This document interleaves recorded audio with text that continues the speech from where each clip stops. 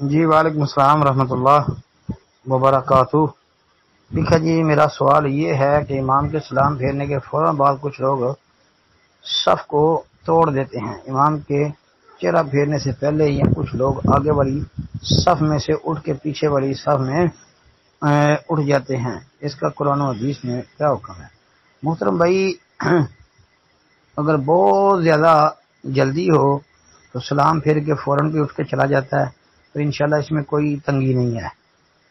باقی یہ ہے کہ کم از کم یہ اللہ اکبر، استغفر اللہ، استغفر اللہ، استغفر اللہ، اللہم انت السلام ومنک السلام، تبارکت یا ذا الجلال والاکرام، کم از کم اتنا پڑھ کے پھر بندہ اپنی جگہ چھوڑ دے، کم از کم اتنا پڑھ لے۔